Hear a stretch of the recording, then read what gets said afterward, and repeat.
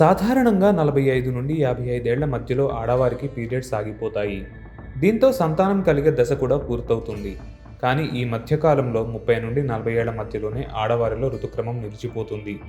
దీనినే premature menopause అని అంటారు. ఇది శారీరకంగా, మానసికంగా స్త్రీలకు పెద్ద సవాలే అని చెప్పాలి.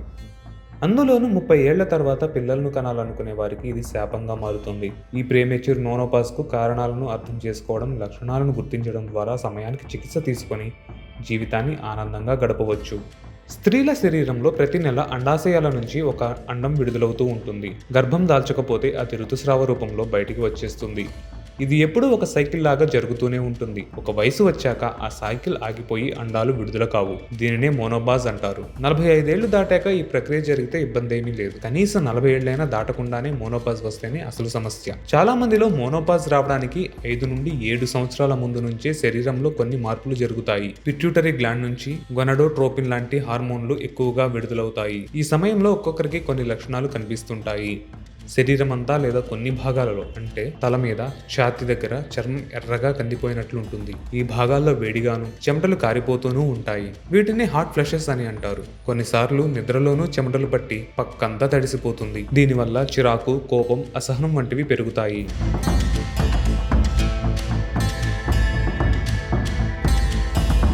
ఈస్ట్రోజెన్ హార్మోన్ తగ్గడం వల్ల యోని కణజాలాలు పొడిబారవచ్చు. జననాంగాల్లో ఇన్ఫెక్షన్లు కలగవచ్చు.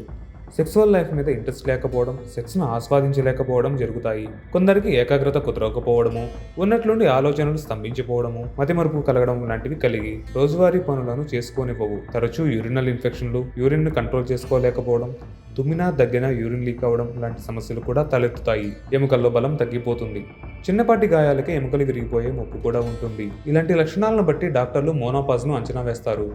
అవసరాన్ని బట్టి రక్త పరీక్షలు కూడా చేస్తారు. ఈ ప్రీమెచ్యూర్ మోనోపాజ్ను ఆపలేకపోయినా దాని తాలూకు లక్షణాలను కంట్రోల్ చేసుకుని ఆరోగ్యాన్ని, మానసిక ప్రశాంతతను కాపాడుకోవచ్చు. హాట్ ఫ్లషెస్ కనిపిస్తే వెంటనే డాక్టర్ను సంప్రదించాలి. లక్షణాలను బట్టి, పరిస్థితిని బట్టి ఎలాంటి చికిత్స చేయాలనేది డాక్టరే నిర్ధారిస్తారు. ఈస్ట్రోజన్ హార్మోన్ ఉత్పత్తి ఆగిపోయిన వారికి టాబ్లెట్స్, జెల్ రూపంలో హార్మోన్లను ఇవ్వడం ద్వారా వేడి ఆవిర్ల లక్షణాలను తగ్గించవచ్చు. ఎముకలు బలహీనం అవ్వకుండా కూడా అడ్డుకుంటాయి. ఇదే కాకుండా మూడ్ సరి కావడానికి, వేడి ఆవిర్లు తగ్గడానికి, ఎముకల బలోపేతానికి రకరకాల చికిత్సలు అవసరం అవ్వచ్చు. వీటితో పాటు రోజువారీ ఆహారాల్లో మార్పులు కూడా అవసరం. మరీ ముఖ్యంగా ఎముకల బలానికి విటమిన్ డి అవసరం కాబట్టి సూర్యరశ్మి తగిలేలా ఎండలో నడవాలి. తరచుగా సెక్స్లో పాల్గొంటే కటికండరాలు బలపడతాయి. దానివల్ల యూరినల్ లీకేజ్ ప్రాబ్లమ్స్ కూడా తగ్గుతాయి. కాల్షియం ఉండే ఆహారం తినడం, సరియైన నిద్ర, ధ్యానం తప్పనిసరిగా చేయాలి.